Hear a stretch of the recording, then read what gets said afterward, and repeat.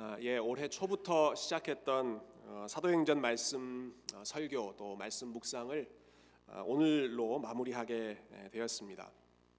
지금까지 쭉 읽으셨던 또 함께 말씀을 나누었던 그 내용들을 한번 되돌아보시면 좋겠습니다. 이 사도행전의 내용은 크게 한 세 부분으로 나눌 수 있다고 생각합니다. 가장 먼저는 교회에 성령이 임하고 교회가 폭발적으로 부흥하는 장면입니다.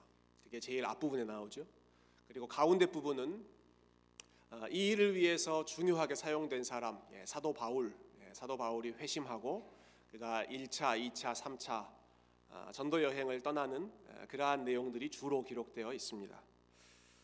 사도행전의 후반부에 해당하는 21장부터 28장까지의 내용은 사도 바울이 3차 여행을 다 마친 후에 이제는 죄수가 되어서 재판을 받고 마침내 로마에 도착하는 그러한 이야기로 마지막이 마무리가 됩니다. 이 후반부에 해당하는 내용은 21장부터 28장까지 적지 않은 분량입니다만은 사도행전의 다른 부분에 비해서는 조금 상대적으로 주목을 덜 받는 그러한 위치에 있습니다. 한편으로는 이해가 되는 현상이기도 한데요. 왜냐하면 앞부분에 나오는 이야기들이 너무 강력하기 때문에 그렇습니다. 오순절 성령께서 강림하시고 이 예루살렘 교회를 통해서 아주 능력 있게 복음이 전파되는 것 너무너무 흥미진진한 이야기입니다. 마찬가지로 그토록 교회를 강력하게 핍박하던 한 사람이 이제는 180도 바뀌어져서 예수 그리스도께 붙들림 받고 그를 위해서 평생을 살아가게 되는 이 사도 바울의 이야기도 흥미진진한 이야기죠. 특히 바울이 3차 전도 여행을 마치면서 고별 설교를 하는 장면, 사도행전 20장에 나오는 유명한 고백이죠.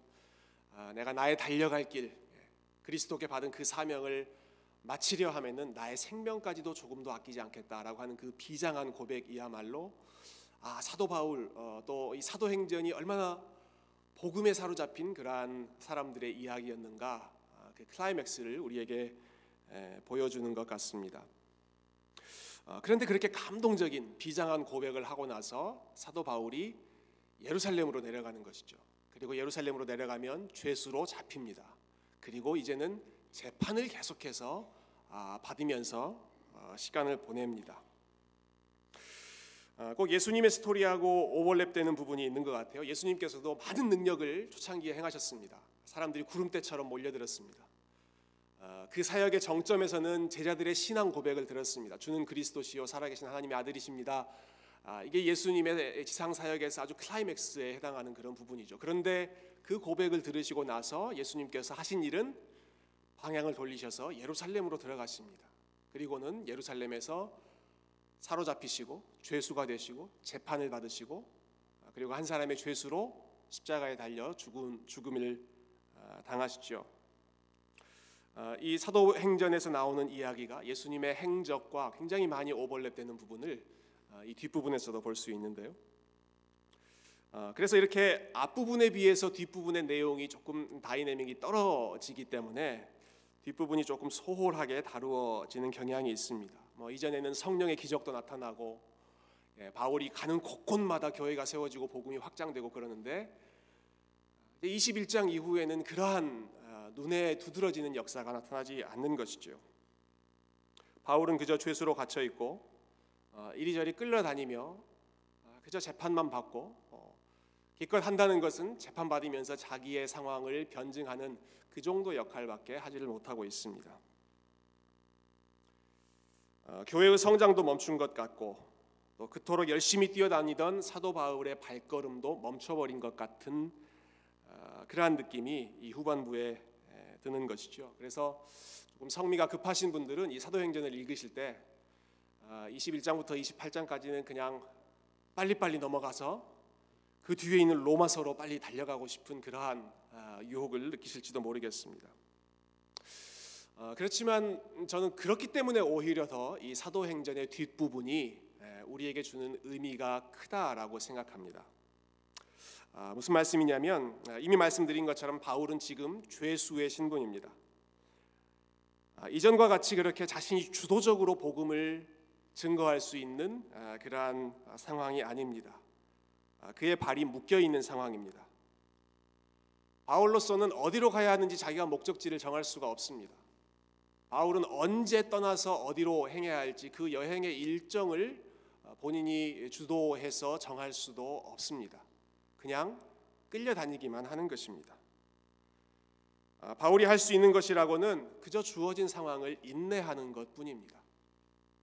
그냥 그 상황에서 버텨내는 것 외에는 사도 바울이 할 수 있는 것이 없죠. 열심히 앞으로 달려가던 사람이 더 이상 달려가지 못하고 그냥 한자리에 머물러 있으면서 버텨내기만 하는 상황, 이 상황은 아마 바울처럼 이렇게 역동적으로 사역한 사람들에게는 쉽게 견디기 어려운, 적응하기 어려운 그런 상황이었을 것입니다. 여러분, 이번 달 들어 눈이 벌써 2번이나 크게 왔습니다. 그래서 한 번은 저희가 금요 예배를 못 드릴 정도로 눈이 왔죠. 지난주 수요일에도 큰 눈이 와서 하루 종일 아마 집에 갇혀야 하는, 어쩌면 그 다음 날까지도 집에 갇혀 계셔야 하는 분들이 많으셨을 것입니다. 여러분, 집안에 갇혀 계실 때 어떤 느낌이셨습니까? 아마 2가지 느낌이 드셨을 것 같아요. 아마 그동안 너무 열심히 일하셔서 쉼이 필요한 분들에게는 하루지만 너무 달콤한 휴식의 시간이다라는 마음이 드셨을 것입니다. 반면에 내가 지금 뭔가 해야 하는 일이 있는데 라는 조급한 마음이 있는 분들께는 그 안에 갇혀 있다는 것이 굉장히 답답하게 느껴지는 상황이었을 것입니다. 저는 2번째 경우에 좀 속했던 것 같습니다. 눈이 온다는 소식을 듣고요, 그 전날 화요일 저녁부터 집에 꼼짝없이 갇혀 있었습니다. 그리고 수요일 아침에 눈이 내리니까 아주 좋은 마음으로 시작했습니다. 그래, 오늘은 어차피 밖에 나가지 못하는 것, 집안에 하루 종일 내가 있으면서 집안일도 좀 도와주고 애들도 좀 봐주고, 그렇게 하면서 패밀리맨으로서 오늘 하루도 충실히 살아야겠다, 그런 마음으로 시작했습니다. 그래서 아침에 오전 시간에는 제 막내 아이를 좀 제가 보면서 제 아내가 좀 쉴 수 있는 시간을 잠깐이나마 주기도 했고요. 오후가 되니까 눈이 이제 펑펑 오면서 밖에 눈이 아주 멋있게 쌓여 있더라고요. 그래서 저희 애들이 몸이 근질근질, 밖에 나가고 싶어서 근질근질 거리는 것 같아서 1번, 2번, 3번 데리고, 이름이 헷갈리기 때문에 저희는 번호로 부릅니다. 1번, 2번, 3번 데리고 새 아이를 데리고 밖으로 나가서 눈사람도 만들고 눈싸움도 하고 1시간 아주 진탕 재밌게 놀았습니다. 그리고 나서 돌아오고 오후가 되고 저녁 시간이 되니까 점점 마음이 좀 불안해지는 것입니다. 이건 내가 정작 해야 할 일이 있는데 오늘 아무것도 못하고 집안에 갇혀만 있었다라고 하는 생각이 마음속에서 스물스물 이렇게 올라오더라고요. 그것을 억눌러 써야 했는데 결국은 참지 못하고 제가 7시쯤에 제 아내에게 잠깐 나갔다 오겠다 하고 탈출을 하고 돌아왔습니다. 마지막까지 아이들과 시간을 보냈다면 정말 좋은 가장으로서의 모습이었을 텐데 그렇게 하지 못했던 것이죠. 여러분, 하루를 갇혀서 보내는 것도 쉽지 않더라고요. 하루 이틀도 어려운데 지금 바울이 죄수의 신분으로 갇혀 있는 것은 2년이 넘는 시간입니다.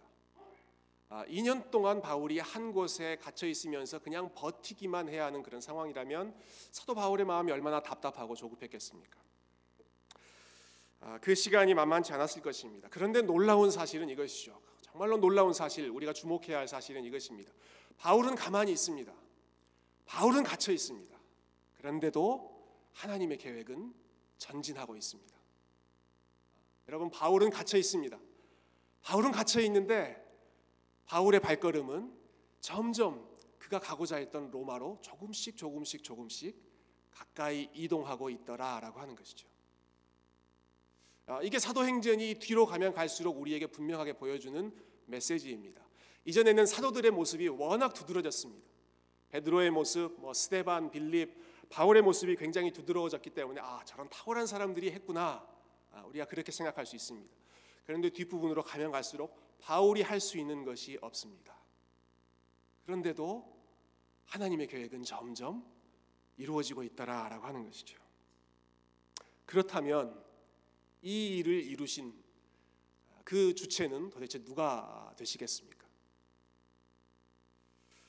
물론 그 과정이 쉽지 않았습니다. 바울이 여러 차례 위태로운 순간을 맞이했습니다. 잠깐 그 순간들을 리뷰해 본다면 유대인들이 집단으로 폭행하는 사건이 있었습니다. 예루살렘에 도착하자마자 바울이 죽을 뻔했죠. 그때 갑작스럽게 로마의 천부장이 바울을 구해줍니다. 이제는 유대인들이 40명이나 되는 암살단을 조직해서 매복했다가 바울을 죽이자라고 하는 계획을 세웠습니다. 하나님께서 이번에는 로마 군인들을 사용하셔서 바울을 보호해 주시는데 이 모습이 너무나 기가 막힙니다. 그 장면을 보시면 이 순간에 바울을 보호하기 위해서 사용된 로마 군인들의 수가 보병 200명, 기병 700명, 창병 200명, 총 470명이 되는 로마 군인들이 바울 한 사람을 유대인 40명으로부터 보호하기 위해서 바울을 지키면서 안전한 곳으로 이송하는 것이죠. 로마로 향하는 배 안에서도 풍랑을 만나고 배가 난파되기도 하고 어려운 그런 시간들을 보내지만 위태위태한 순간이 있지만 그때마다 하나님께서 바울의 생명을 지키셔서 바울의 여정 발걸음을 인도하여 주셔서 드디어 오늘 본문에 우리가 읽는 것처럼 바울이 마침내 로마에 도착하는 이러한 영광스러운 순간을 보게 하시는 것이죠. 이러한 걸음, 이러한 과정을 볼 때마다 이 바울의 걸음을 하나님께서 주장하고 계시는구나. 바울의 발걸음 위태로운 것을 하나님께서 보호하고 계시구나. 바울만이 아니라 바울이 대표하고 있는 하나님의 교회, 하나님의 백성들을 결국은 하나님께서 지키시고 하나님께서 인도하시는구나.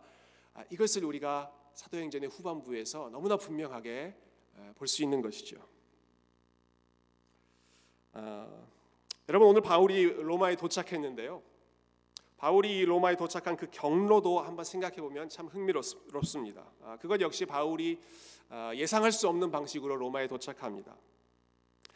잘 아시다시피 바울은 로마로 가고자 하는 소망이 오래전부터 있었습니다. 우리가 오늘 사도행전 28장을 읽었는데요. 여러분 한 장만 뒤로 넘어가시면 바로 로마서가 나오죠. 로마서 뒤로 넘어가셔서 로마서 1장 한번 보시겠어요? 로마서 1장에 보시면 제가 1장 13절 한번 읽어보겠습니다. 1장 13절 바울이 이렇게 로마에 있는 성도들에게 편지를 씁니다. 형제들아, 내가 여러 번 너희에게 가고자 한 것을 너희가 모르기를 원하지 아니하노니 이는 너희 중에서도 다른 이방인 중에서와 같이 열매를 맺게 하려 함이로되 지금까지 길이 막혔도다. 바울이 내가 로마 가고 싶다. 그래서 여러 차례 시도했다. 그런데 계속해서 길이 막혔다. 그러니까 내가 편지로라도 내 사정을 너희에게 전하고 싶다. 그렇게 해서 로마서를 쓰는 것이죠. 신약학자들은 이 바울이 로마서를 쓴 시점 또 쓴 장소가 아마 고린도 지역에서 썼을 것이다. 전반적으로 동의합니다. 그러니까 바울이 고린도에 있으면서 로마에 편지를 보내는 것이죠. 고린도라고 하는 지역은 로마에서 그렇게 멀지 않은 지역입니다. 고린도는 그리스이고 로마는 이탈리아인데 배로 아마 한 이틀 정도 항해하면 갈 수 있는 거리가 고린도와 로마의 상황입니다. 거기에서 바울은 조금만 더 가면 로마로 갈 수 있을 텐데 하는 마음, 그렇지만 길이 열리지 않는 것에 대한 안타까운 마음으로 편지를 썼죠. 그런데 하나님께서 바울을 로마로 어떻게 인도하십니까? 고린도에서 로마로 인도하지 않고 정반대쪽에 있는 유럽도 아니고 아시아 중동 지역에 있는 예루살렘으로 정반대, 지중해를 건너서 정반대로 돌리십니다. 훨씬 더 빨리 갈 수 있는 길을 예루살렘이라고 하는 길로 돌리셔서 2년이라고 하는 시간을 그렇게 죄수의 신분으로 재판받는 과정을 거치게 하신 후에 비로소 다시 로마로 마지막으로 도착하도록 하시는 그러한 여행의 경로를 하나님께서 사용하시는 것이죠. 이미 앞부분에 말씀드렸지만 우리가 사도행전 뒤로 가면 갈수록 바울의 주도권, 바울의 역할이나 바울의 계획이 두드러지는 것이 아니라 바울은 어떤 계획도 세울 수 없는 상황이고 그가 세운 계획은 계속해서 막히는 상황인데도 다른 방식으로 하나님께서 역사하시는 것을 계속해서 우리에게 보여주고 있습니다. 그러면서 불안해하는 바울에게 하나님이 계속 나타나시죠. 두려워하지 말아라. 네가 반드시 로마까지 갈 거야. 또 두려워하고 있으니까 한 번 더 나타나셔서 네가 반드시 로마 황제 가이사 앞에 서서 나에 대해서 증언할 것이니까 걱정하지 말아라. 이렇게 하나님께서 친히 약속해 주셨고 그 약속을 바울의 계획대로가 아니라 하나님의 시간표대로 하나님의 방식대로 하나님이 하신 약속을 친히 이루셨더라. 그렇기 때문에 이 사도행전은 단순히 사도들이 주도해서 여러 가지 일들을 한 사도들의 행전이 아니라 결국 하나님의 행전이구나.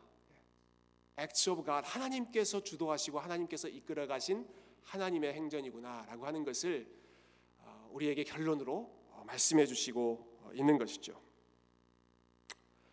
여러분 어떠십니까? 혹시 정체되어 있는 것 같은 그런 상황에 계십니까? 그냥 할 수 있는 게 버티는 것밖에 없는, 더 앞으로 나가고 싶은데 앞으로 나갈 길은 열리지 않고 버티는 것밖에 없는, 어쩌면 앞으로 나가고 버티는 것도 아니고 삥 예루살렘으로 돌아가는 것 같은, 멀리 정반대의 길로 돌아가는 것 같은 그러한 느낌 혹은 그러한 상황에 있다고 생각하십니까? 우리가 이 말씀을 통해서 기억할 것은 하나님은 그 순간에도 여전히 일하고 계시다라고 하는 사실입니다. 우리의 발걸음이 묶여있는 상황, 우리가 멈춰 서 있는 것 같은 그러한 순간이지만 하나님은 여전히 일하고 계셨고 바울이 의식하지도 못하는 사이에 생각지도 못했던 방법으로 로마에까지 도착하게 되었습니다.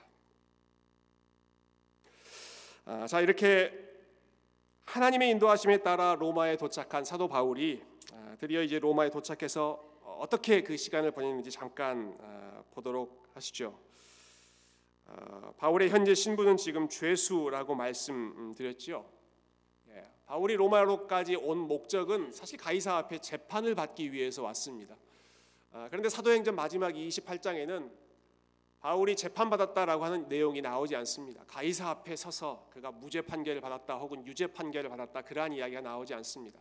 그것이 사도행전의 관심이 아니기 때문입니다. 가이사 앞에 서는 것이 아니라 로마에 도착하는 것, 그리고 로마에서도 계속해서 하나님께서 맡기신 그 사명을 감당해내는 것, 그것이 사도행전의 관점이지 바울이 가지고 있던 죄수의 신분은 그렇게 중요한 것이 아니었습니다. 사실 오늘 본문을 읽어보면 바울이 죄수로 지금 왔다라고 하는 느낌을 받기보다 바울이 너무너무 당당한 모습으로 많은 사람들의 환영을 받으며 모든 임무를 마치고 개선 장군의 모습으로 오는 것 같은 그런 느낌을 받기까지 합니다.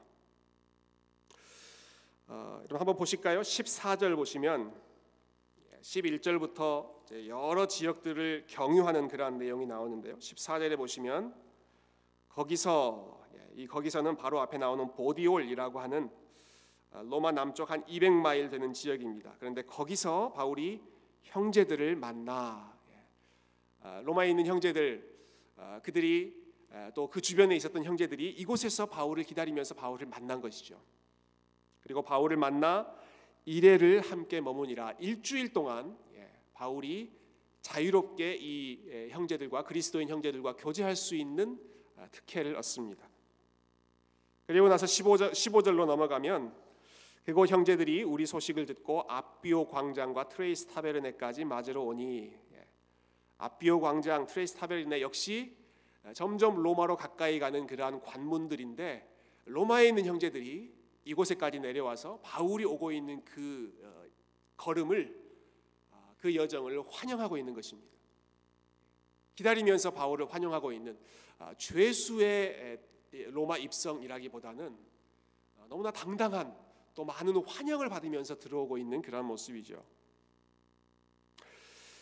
자, 이제 로마에 바울이 들어왔습니다. 로마로 들어온 바울은 죄수의 신분이지만 차디찬 창살이 있는 감옥으로 들어가지 않았습니다. 일종의 가택연금, 집안에 갇혀 있는 그러한 시간을 바울이 보냈는데요.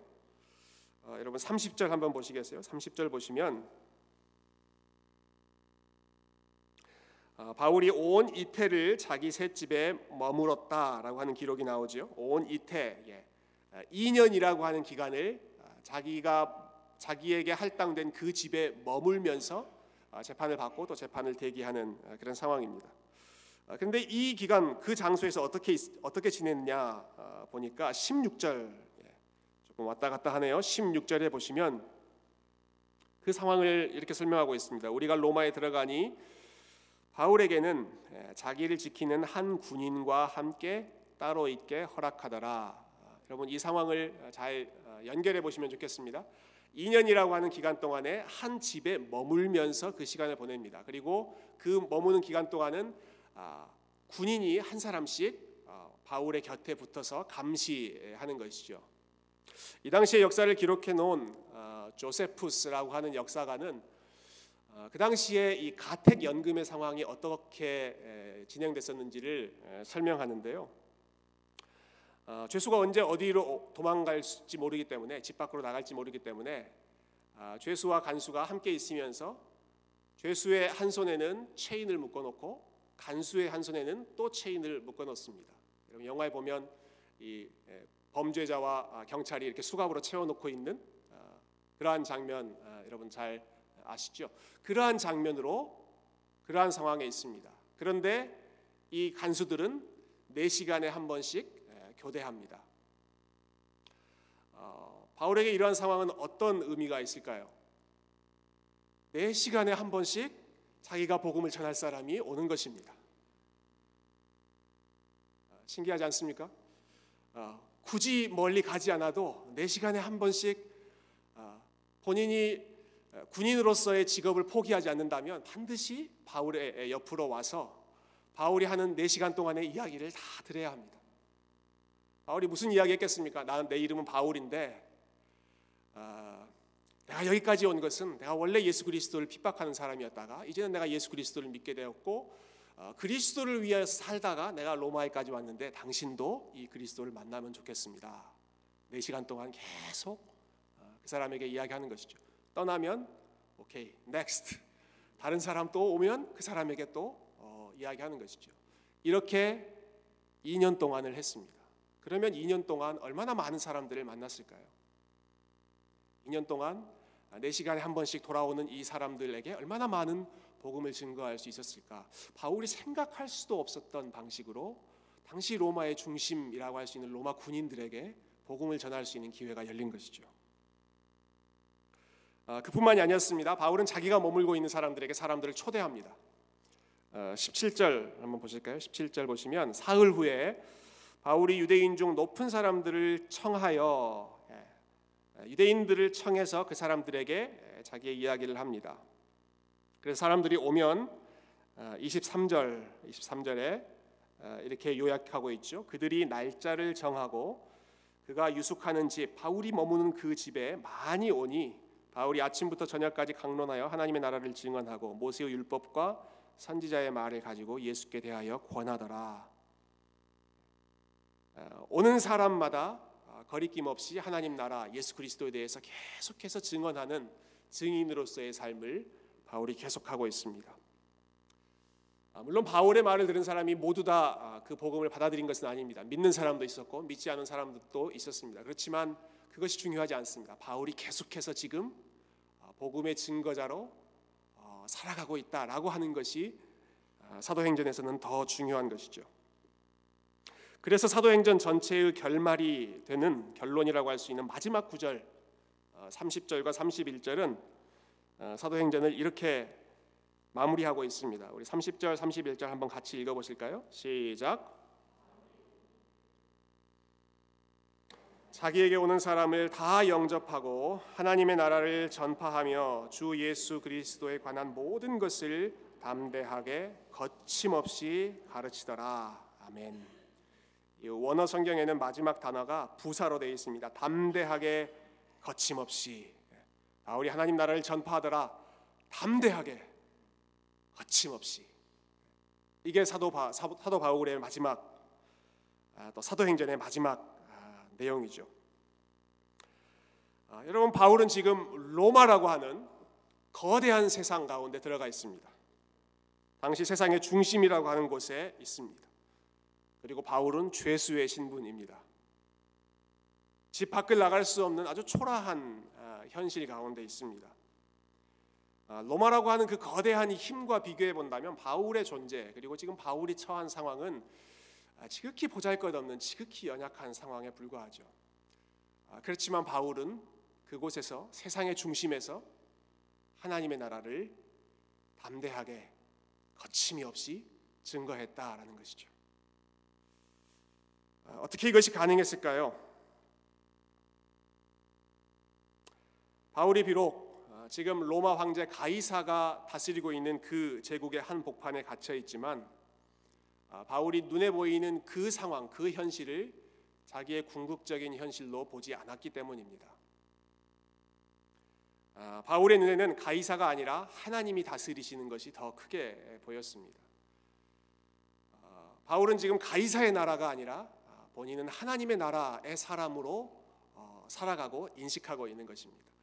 가이사의 재판을 기다리고 있는 사람이 아니라 하나님의 재판, 하나님의 심판대 앞을 기다리면서 하나님 앞에서 충실하게 하루하루를 살아가는 그러한 사람의 모습으로 이 시간을 보내고 있는 것이죠. 가이사, 로마가 아니라 하나님, 그리고 하나님의 나라가 사도 바울에게는 더 중요한 현실, 그가 더 크게 생각했던 삶의 상황이었던 것입니다. 그리고 이 이야기를 우리에게 들려주면서 사도행전은 여전히 우리에게 동일한 그런 질문을 던지고 있다고 생각합니다. 당신의 상황은 어디입니까? 당신은 가이사의 나라에 있습니까? 아니면 하나님의 나라에 있습니까? 당신은 가이사의 심판 혹은 가이사, 세상, 로마라고 할 수 있는 그 세상이 평가하고 세상이 판단하는 것을 생각하며 살고 있습니까? 아니면 바울이 보여주고 있는 것처럼 하나님의 판결, 하나님의 평가, 하나님의 다스리심을 더 크게 생각하면서 살고 있습니까? 우리가 사도행전을 마무리하면서 우리가 스스로 우리에게 질문해야 할 그러한 질문의 내용들, 함께 고민해야 할 그러한 질문들이라고 생각합니다. 얼마 전에 제가 저희 교회 한 형제님 한 분과 저녁 식사를 하며 교제할 기회가 있었습니다. 아마 저희 교회 많은 분들이 그러시겠지만 우리 이 형제님도 본인이 살아가는 그 삶의 현실에서 최선을 다해서 믿음으로 살려고 애쓰는 그런 분이셨습니다. 근데 그것이 쉽지 않다라고 하는 그러한 어려움을 함께 나눠주셨습니다.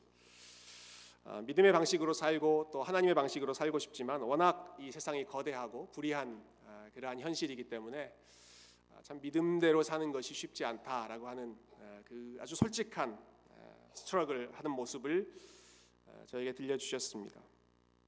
그래서 한참 그분의 고민을 듣다가 저도 또 제가 갖고 있는 고민을 그분과 좀 나눴습니다.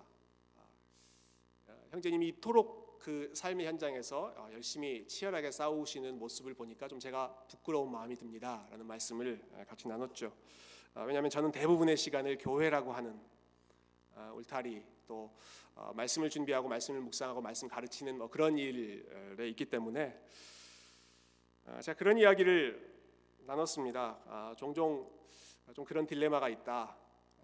제가 열심히 이 말씀을 확신을 가지고 준비하지만 내가 가르치고 또 내가 혹시 기회가 있어서 말씀을 전하는 이 내용이 정말 삶의 현실에서 구체적으로 스트럭을 하는 분들에게 얼마나 실질적인 도움이 되는지, 얼마나 현실적으로 적용이 되는지에 대해서 좀 한계를 느끼는 그런 부분들이 있습니다. 얼마나 성도님들이 실질적인 도움, 실질적인 지혜를 얻으시는지에 대한 고민이 있습니다. 그런 말씀을 제가 솔직하게 나눴습니다. 제가 이렇게 솔직하게 이야기했으면 그 이야기를 들은 분이 아닙니다, 목사님. 목사님이 하시는 말씀이 우리에게 큰 힘이 되고 실질적으로 도움이 됩니다. 이렇게 말씀을 해주시면 얼마나 좋겠습니까? 근데 그런 센스는 좀 없는 분이셨던 것 같아요. 근데 저에게 훨씬 더 정확한 말씀을 대답으로 들려주셨습니다. 이렇게 이야기를 하시더라고요. 목사님, 저희가 성도로서 예배를 드리면서 기대하는 것, 혹은 말씀을 들으면서 기대하는 것은 내 삶에서 적용할 수 있는 몇 가지 팁, 혹은 현실적으로 써먹을 수 있는 어떠한 어드바이스를 저희가 얻고자 함이 아닙니다. 저희가 예배하면서 말씀을 들으면서 정말로 바라는 것은 진짜 현실이 무엇인지를 저희는 계속해서 보고 싶습니다. 진짜 현실이 무엇인지, 정말로 참된 것이 무엇인지를 계속해서 확인받고 싶습니다. 왜냐하면 살아가는 현실이 너무나 이것도 옳은 것 같고 저것도 옳은 것 같고 너무나 들리는 목소리가 많기 때문에 그것이 아니라 하나님의 말씀이 들려주시는 그 음성, 하나님의 말씀이 우리에게 알려주시는 정말 궁극적인 현실, 정말 참된 현실이 무엇인지를 매번 흔들리기 때문에 말씀을 들을 때마다, 예배를 드릴 때마다 저희는 그 현실을 계속해서 확인하고 싶습니다. 그것을 확인하면 나머지 가짜들은, 진짜를 경험하면 나머지 가짜들은 금방 분별할 수 있으니까 진짜를 계속 들려주십시오. 진짜 정말로 참된 현실이 무엇인지를 계속 알려주십시오. 그렇게 저에게 격려해 주시는 그 말씀이 아직도 생생합니다. 여러분, 맞습니다. 우리가 지금 이렇게 함께 모여서 예배를 드리고 있는 것은 진짜가 무엇인가를 우리가 확인하기 위해서 모여 있는 것입니다. 우리가 일주일의 대부분의 시간을 보내고 있는 세상에서의 삶이 우리에게 진짜가 아니라 우리가 하나님 앞에 지금 서 있고 영광스러운 하나님의 보좌 앞에 우리가 있다라고 하는 이것, 우리가 하나님 나라에 속해 있다라고 하는, 가이사의 나라가 아니라 하나님 나라에 속해 있다라고 하는 것을 우리는 예배를 통해서 계속해서 확인하고자 하는 것이죠. 그리고 사도 바울이 로마에서 그렇게 당당하게 살 수 있었던 것은, 그리고 초대교회가 그토록 엄청난 세상의 권력 앞에서도 믿음으로 살 수 있었던 것은 그들의 눈에 하나님의 나라라고 하는 진짜 현실이 더 크게 들어왔기 때문이죠. 특히 사도 바울은 자신이 그리스도와 연합되어 있다라고 하는 것, 그리스도와의 연합을 너무나 중요하게 생각했습니다. 여러분, 우리가 예수 그리스도를 믿음으로 그리스도와 연합되어 있습니다. 그런데 그리스도와 연합은 두 가지의 의미를 가지고 있습니다. 한편으로는 우리가 그리스도와 하나 되어 있기 때문에 우리가 있는 어느 곳에는, 어느 곳이나 그리스도께서 함께 계십니다. 우리가 스트럭을 하는 곳, 우리가 불안해하는 곳, 우리가 때로는 넘어지는 곳, 그곳에 우리 주님께서 함께 계시고 우리를 위로하시고 힘주십니다. 그렇지만 그것이 전부가 아닙니다. 우리가 그리스도와 함께 있다라고 하는 것은 그리스도가 계시는 곳에 우리도 함께 있다라고 하는 것을 동시에 의미합니다.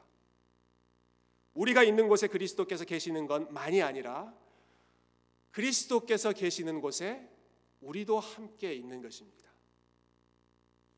이것이 사도 바울이 계속해서 바울 서신을 통해서 우리에게 들려주고자 했던 영적인 현실이죠. 바울은 이것을 더 크게 생각했습니다. 주님께서 나와 함께 계신다라고 하는 것보다 내가 지금 주님과, 온 세상을 다스리시는 주님과 함께 있다라고 생각하는 것이죠. 그래서 에베소서에서 바울이 감옥에서 썼던 그 옥중서신인 에베소서에서 바울은 이렇게 선포합니다. 허물로 죽은 우리를 그리스도와 함께 살리셨고 또 함께 일으키사 그리스도 예수 안에서 함께 하늘에 앉히셨다. 성도를 하나님께서 그리스도와 함께 하늘에 앉히신, 그래서 내가 지금 옥중에서 지금 편지를 쓰고 있지만 나는 옥중에 있는 것이 아니라 나는 그리스도와 함께 하늘에 앉아 있는 존재다. 그리스도와의 연합이 바울이 생각하는, 바울이 행동하는 모든 것의 근본을 이루었다라고 하는 것이죠. 여러분, 저와 여러분이 이 영적인 현실을 놓치지 않았으면 좋겠습니다. 우리의 삶의 형편이 어떻든지 간에 어느 상황, 어떠한 상황 가운데 있든지 간에 그러한 상황은 늘 변할 수 있습니다. 항상 그러한 상황은 바뀔 수 있습니다. 그렇지만 변치 않는 현실은 저와 여러분이 지금 그리스도와 함께 있다라고 하는 현실입니다. 이 현실은 그 누구도 바꿀 수 없고 그 어떤 것으로도 흔들 수 없는 분명한 현실인 것이죠. 말씀을 정리합니다. 저는 사도행전의 마지막 내용이 이렇게 끝나고 있다는 사실이 너무나 감사합니다. 사도행전의 마지막이 전 세계를 종횡무진하며 복음을 전하는 사도 바울의 모습으로 끝나지 않습니다. 에베소에서, 예루살렘에서, 고린도, 여러 지역에 돌아다니면서 복음 증거하는 모습으로 끝나지 않습니다. 바울은 자기에게 할당된 새 집, 그곳에 그냥 조용히 머물러 있습니다. 그리고 그곳에 오는 사람들에게 자기가 경험한 하나님 나라를 증거하고 있습니다. 여러분, 우리는 바울이 1차, 2차 전도 여행한 것처럼 여기저기 돌아다니면서 살아갈 수 있는 그러한 삶이 아니죠. 아마 얼마 전에 돌아가신 빌리 그레이엄 목사님 정도야 그렇게 사셨지, 우리 중 대부분은 우리에게 주어진 그 형편, 셋집이라고 하는 그 작은 공간에서 대부분의 시간을 보내고 대부분의 사람들을 만납니다. 그렇지만 그곳에서 자기가 만나는 사람, 자기에게 온 그 사람들에게 자기는 이 땅의 나라, 로마에 속한 것이 아니라 하나님 나라에 속했다라고 하는 것을 말로, 삶으로, 그리고 표정으로 보여주며 증인으로서의 삶을 멈추지 않았던, 바울이 보여주었던 이 믿음의 삶이 이번 한 주 저와 여러분이 걸어가야 하는 그러한 믿음의 도전이 되기를 소망합니다. 우리의 상황이 어떻든지 그것보다 더 중요한 것이 우리가 그리스도 안에 있다라고 하는 사실을 기억하시고, 주님께서 우리와 동행하시고 우리가 또한 주님과 함께 거하는 그러한 복된 삶 사실 수 있기를 주님의 이름으로 축원드립니다. 함께 기도하겠습니다.